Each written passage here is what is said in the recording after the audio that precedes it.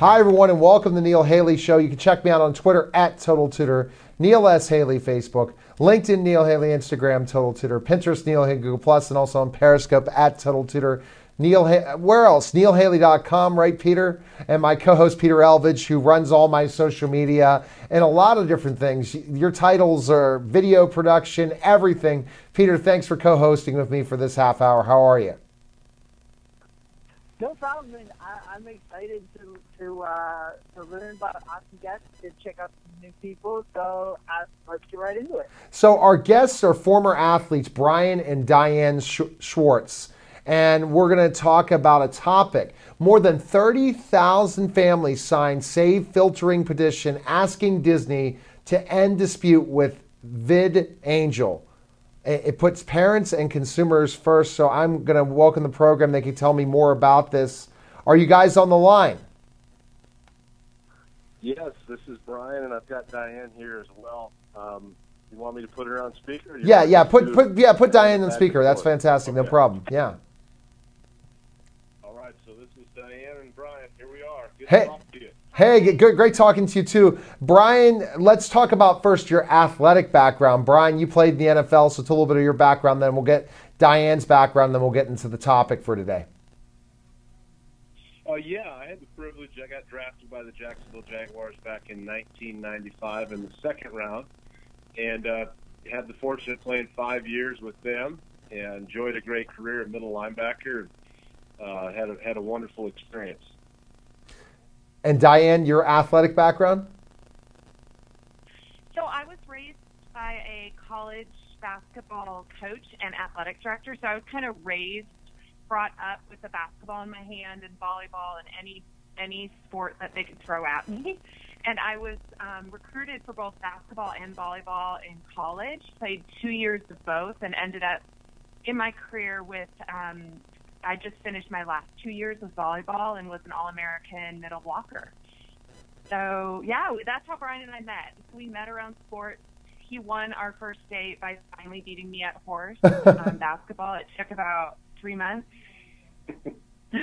Did you guys Diane, did you guys meet in college? Yeah, he was the first person I met on campus. Yeah, we met in college.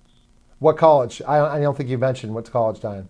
It's Augustana University in South Dakota. We were both born and raised there. Oh, okay. All right. So, Brian, that history of South Dakota and stuff, to be one of those NFL players, that puts you on the map too, right? Being from South Dakota and playing in the NFL.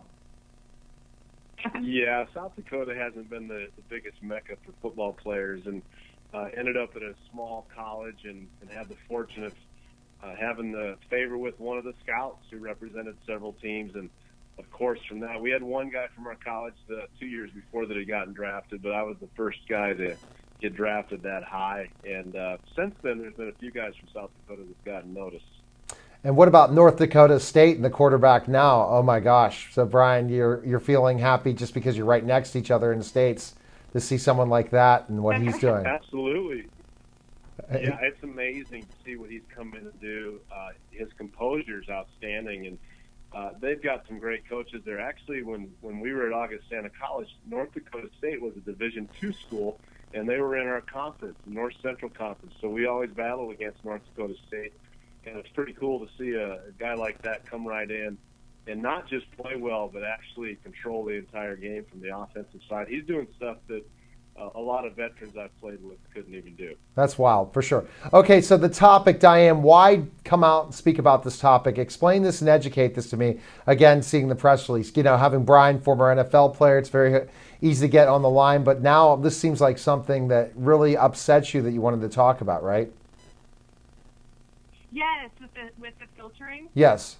We did not set out to overachieve with the number of children we were having, but we ended up having 7. And you have 7. Awesome. Yeah. Yeah. I know. So we have 7 kids. And over the years, we've just become pretty specific about what kind of media we put in front of them because it's just changed. I have a 20-year-old down to a just turned 8-year-old. And so in the 20 years that we've been parenting, the things that they're exposed to has changed dramatically over those 20 years.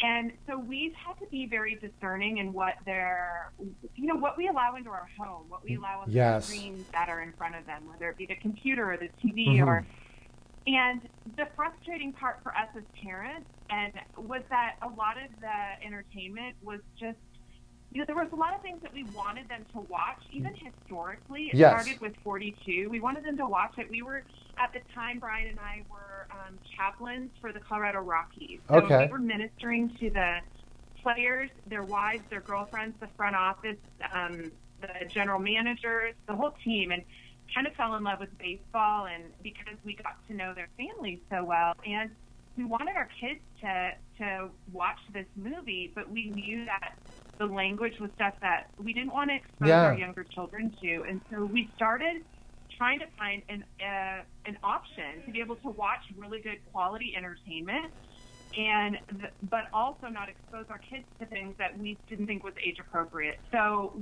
that's where we stumbled upon VidAngel. And it really, in the 2 years that we had been using it, we loved it. Our kids movie night. And Brian and I, as parents, were able to watch things that we actually enjoyed sitting down and watching. We weren't having to grit and bear it through some of these films. That's great. It was like kids entertainment and then normal entertainment. It really was. It became a unifying thing for our family because we were able to sit down, watch films, and our consciences were still. I love that. Yeah, I've never heard of that. So, Brian, I want to say I have 5 kids of my own, and so we're a family of 7. And I struggle with some of the shows that are on television too, and I fight it all the time when sometimes Nickelodeon's on or Disney's on, and my younger kids are watching, and I'm like, I don't know about this show. So, Brian, tell me how you guys found out about VidAngel, and now what's happening with this whole dispute with Disney. So we, like Diane was saying, we kind of stumbled on. I was looking around. I wanted to be able to watch one of the series I wanted to watch was the Rocky series with my 4 boys. I wanted them to see a little Sylvester Stallone, and we came across it. I just there's some mature content. There is shows that I just wasn't comfortable with, and found VidAngel. Started streaming. I loved the concept and the purchase model, and it was not only affordable, it was not just reasonable, it was incredible. $1 for a standard definition, $2 for an HD stream movie. You can't find that anywhere. No. And once you purchase it, you then have the option to go in and filter the content. You can go to the language option, and you can filter out whatever you want: violence, mature content, nudity. And so I was able to go through, filter all these out, enjoy the whole Rocky series with my boys, and imitated Rocky here and there with these guys. we had some fun with it. So we loved it from that standpoint, and then from there, have a buddy that I linked up and got to understand a little bit what's going on with the lawsuit that's happening right now. And honestly, it was really like more panic with my kids going, is movie night going to be gone? Are we going to have to kind of go back to cartoons? Like, what's going to happen? Yeah, I want to hear about that dispute. We'll definitely get to that. My co-host, I think, has a question. Peter, do you have a question about VidAngel and specifically the family and stuff? I'm looking for a little bit more clarification on the service. Is there like an online service you go to, and then you could go and choose different types of shows and media to view? That was one of the things that pulled us on VidAngel, because we were going to have to go get another, almost like a DVD player or a lot of the filtering things. So for us, we were like, oh, this is.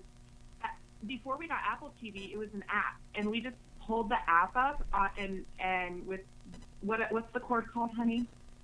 That we would plug it into the TV. Yeah, it was the HDMI. So we were able to plug in our devices to the TV using the VidAngel app. But it is a streaming service, so just be like going to iTunes or anything like that. You actually purchase the content. It's live streaming. And but you get to choose the filtering, obviously, before you watch the movie, what you want to save as the filters. Gotcha. Now, okay, so tell us about the dispute, Diane. Now the dispute's the big thing. You found out from your buddy that there's something going on, right? Yes, so we had actually recommended VidAngel to him.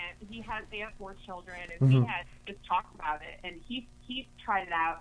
So he actually knew before we did that there was going to be a lawsuit that could possibly shut down the options of us using VidAngel and other filtering services like it. So once we found out, we just asked him, like, what can we do? What can we do practically besides just watch as binge on as many movies as we can before this might possibly go away. And so that's why we started just trying to start an email. Local grassroots campaign. We got a website up and going, an opportunity for people to sign a petition. The Family Movie Act that was passed several years ago gives you the ability to actually filter. And our whole thing is not calling anybody a big monster or bad. We just want them to end the dispute, even if that meant doing a licensing deal that required us to pay a little bit more for the entertainment. Yes. We just want to be able to filter the content still, and like Diane was sharing, be able to really steward our kids and teach them and empower them to make the right decisions while at the same time protecting them. So, and Brian, we realized how many people that we knew did not know anything about VidAngel or even having the ability to filter. And so so many people and their families just completely skip out on a whole area of entertainment. Yeah. I mean, that movie, we're not going to be able to watch that movie. And so to us, it was like we're bringing not just more customers to VidAngel, but really Hollywood, the entertainment industry. And we're saying this is important. And so many, even my teenage girls, they would talk to their friends and their parents, they'd be like, this is an option. This is awesome. We didn't know about it. And so we realized that we feel so strongly about it that we wanted to get the word out as much as we could. And then hopefully that would help the oh my gosh. Yeah, I'm hoping so because I'm interested in this. So, Brian, is it still available? I know Disney's going after it with a dispute and a lawsuit. It's VidAngel still available for families, right? Oh yeah.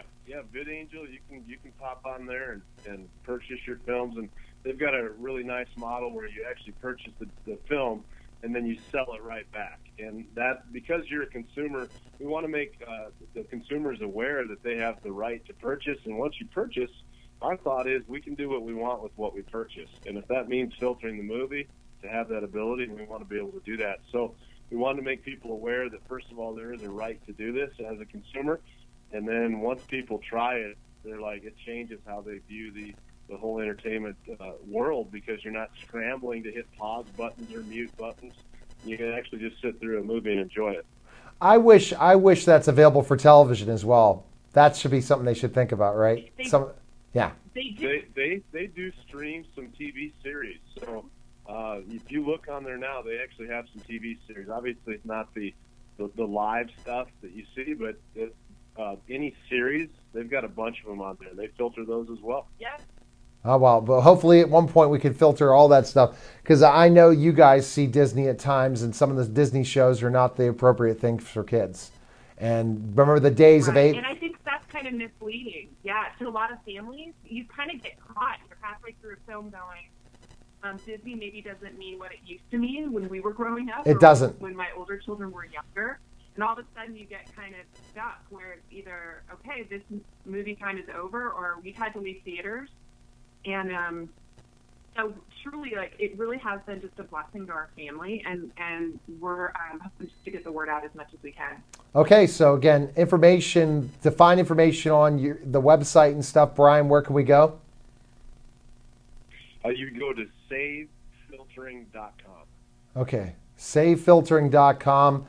Brian, and Diane, do you guys have social media for your stuff? You're co-founders of Family Goals, so is there social media to connect with both of you guys? Yeah, there's you can check out on Facebook Family Goals. That's under there, and I've got a personal Twitter, Brian Schwartz 58, that can also be linked up with. Yeah, right now we're really just focusing on the safe filtering. Our kids, this is kind of everybody's hands-on. We have a couple kids that are helping us with some of the content, and get the word out. They seem to be a little bit more media savvy than we are, so we're trying to catch up with them. Well, I'm hoping that we can connect and talk about family goals at one point in time as well. I love having former athletes on the show that really are looking at family first, knowing the garbage that's out there and knowing that, but we don't want to filter them from all the great pop culture. If we can get rid of the stuff that we really don't want them to see, that's the best thing, honestly. So you guys are doing great things, and it's great that you're helping out VidAngel, and I look forward to hearing more about what you guys do in your non-profits too. So I'll reach out to your team, and we'll have you on for that sometime as well. So thanks again for calling. And we are going to, I think we do have our guest on the line. We're back to the Neil Haley Show. Always craziness. Do we have Gary Marlin Susan on the line? Hi, how are you? Awesome. So excited to welcome the program. And I'm with my co-host Peter Elvidge, and it's the Neil Haley Show with the from the Ground Zero Museum Workshop, Gary Marlin Susan. You are the official photographer for Ground Zero, and we have you on again, Gary, a couple weeks later after 9/11 because your museum's tremendous. We've written about it, great articles. My wife and family have gone there. It's so kid-friendly. But we need our listeners and viewers' help, don't we, Gary? Yeah, we do. Our tiny little nonprofit museum in the Meatpacking District that educates children in a very tasteful and non-graphic way about 9/11 and what Ground Zero was like. We need some financial help in order to keep the museum open. Yeah, and the struggle is because of just location, or what would you say the reason? Won a lot of awards in travel. We've won TripAdvisor's Hall of Fame award for being a 5-star rated tour, and with the advent of the 9/11 Memorial opening at Ground Zero, it's very similar to, you know, Barnes and Noble versus the little bookstore on the corner. And so, you know, with all the money that they have been able to spend on advertising and Google and all that, there's less visibility for our tiny museum. And so we really believe in our mission, and parents have been very pleased with the non-graphic way in which we were able to educate their children about 9/11. And so we feel very passionate about keeping the museum open. Now, Peter, as you've done some videos for Gary and stuff like that, Peter, do you have a question for Gary about the museum and stuff? I do. So this is an interesting question. I don't know, I guess, how much experience you might have in it, but so for like the tours and for like educating either students or, you know, older people who want to get educated about 9/11 who are blind and visually impaired, how are you guys compensating for that, or how are you compensating for that? Well, I mean, we do have the entire script printed out. Obviously, for the hearing impaired can read the script. Every artifact and image in the museum has a description, and they are handed a packet. And for the visually impaired, we have a incredible audio tour. Yes. With Bose headsets presented in Dolby surround sound, so they can hear not just the description behind each image and artifact, but we also have programmed real sound effects on some of the stories in the background. So it's a pretty incredible opportunity. It's definitely incredible. Hey, go, Peter. Oh, I just had a rather serious question extending from that. Is that the audio tours, are they available online or specifically at the museum? Right now, just at the museum. However, we did upload to our website at groundzeromuseumworkshop.org. We do have 4 audio stories with the corresponding image, so people can get an idea of what it's like to take the tour. Yeah, definitely. Now, so I'm going to describe some things because I got knocked by my wife and Jill about my explanation that I'm not a good interviewer, so I'm putting myself on the spot. When the camera's on, Gary, I talk about how awesome this is. The thing that I could say, my daughter who has, I believe, ADHD, she was a holy terror in New York City. She's 7 years old. I mean, we had craziness. We got to this museum, and once she started to listen and go to each one of the artifacts, she didn't say a word. She was totally engaged. We didn't have to redirect her one time. I mean, one time we didn't have to redirect her, and she was interested, asked questions, didn't chit chat. It was just an absolute experience. So if you have, if you're in the New York City area and you have a child with special needs, this is the museum to go to. This one is one that they're going to be engaged, they're going to pay attention, they're going to learn, and it's going to be safe. And this half hour on the television show, we're talking about safety and not exposing our children to things that they don't need to see yet, Gary. And Gary, that's the next question, is about safety. About certain 9/11 type places are too graphic for children, correct? Yeah, it is. See, we take a backdoor approach to educating about 9/11. The knee-jerk reaction when you say to a parent, "I want to bring my kid," you should bring your kid to our museum as well. I really don't want my son or daughter seeing planes flying into towers or jihadists and any of that. That's what they do at the 9/11 Memorial downtown. That's not what we do up in the Meatpacking District at our museum. We focus on the recovery period, which was the 9-month dig that happened after 9/11 and after media was kicked out of Ground Zero.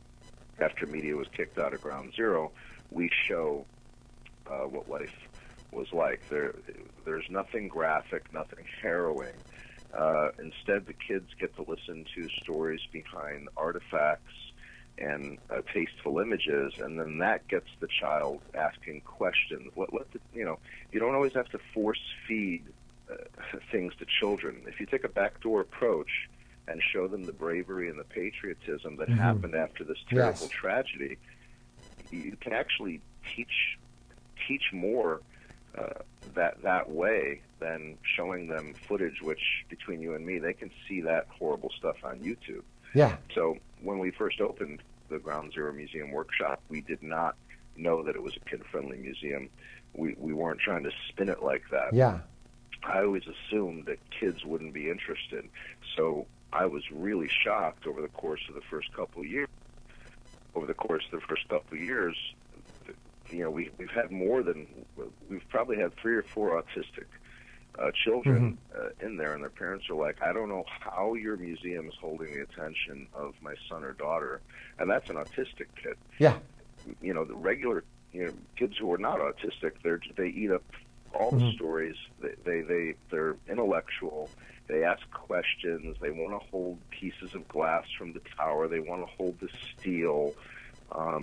And the parents come up to me and they say, "I've never seen anything like this. My kid came here wanting to do all this fun stuff and eat ice cream and cheeseburgers, and I told them about this museum, and they rolled their eyes." But by the end of the tour, they were the last to want to leave. The kids wanted to listen to every single story. Another question for Gary. So I from the standpoint of, because I've just been trying to learn more about it myself. Well, I mean, besides, what I found out, I'm always digging into and learning new things. But from my standpoint, being in Minnesota, how can I, view more content remotely, I guess, if I don't live in the immediate area? That's a great point.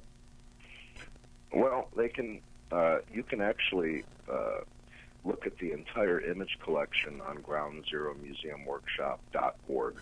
That's our website, groundzeromuseumworkshop.org. Click on Image Gallery, and you can see hundreds of my images. I was the official photographer of Ground Zero that I've uploaded along with descriptions of each image. So it's not as great as the museum experience, but if you can't get into Manhattan and you want to see some of the incredible stories or read about them, they are on groundzeromuseumworkshop.org. I came up with an idea. We're going to raise money for sure by going to groundzeromuseumworkshop.org. But I got one other thing for you, and you're going to love this, Gary. You know how Jill did did a live remote with Field Trip Zoom? I think you need to partner with them, and that classrooms could come right into your museum physically through Field Trip Zoom. I'm going to make sure. We are in talks with them. Are you all? They actually visited Good. us.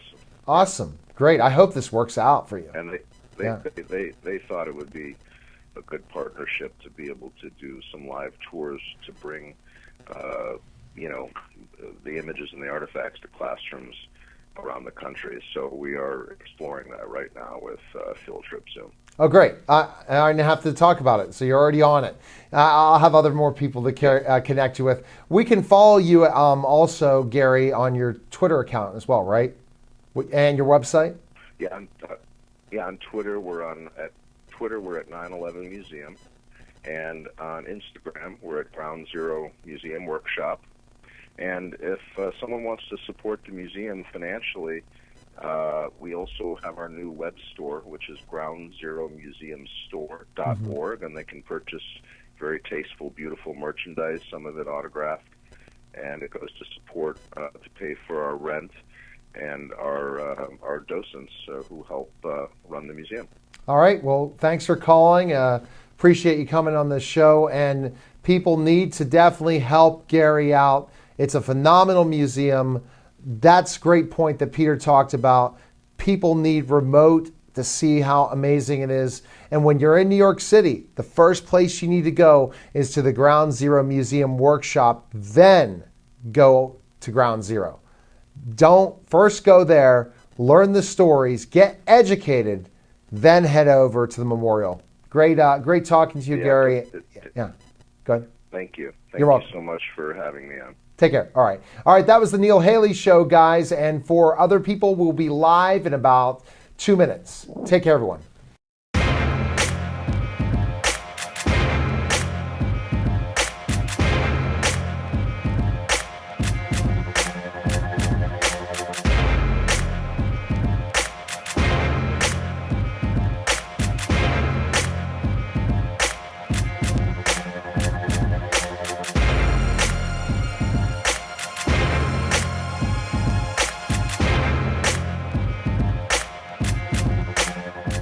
Visit the Oliver Miller Homestead, an 18th century reenactment site located just off the Circle on Corrigan Drive in South Park.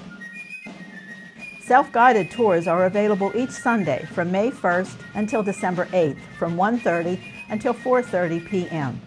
with guides in 18th century garb located around the grounds to answer questions and to give information. Your tour will begin in a reproduction bank barn where displays give information on the movement west. You will also see the Miller Still and learn about the production of whiskey and the importance of it and of the Whiskey Rebellion to this area.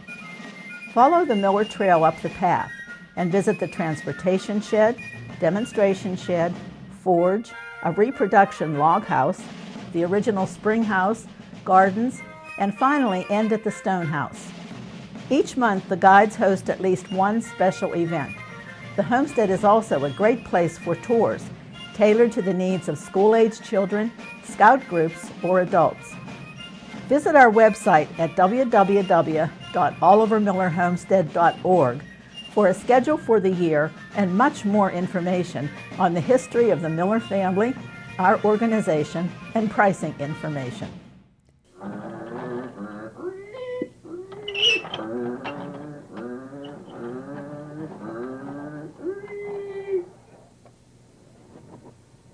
BPTV. Come volunteer. If it wasn't fun, I wouldn't be here.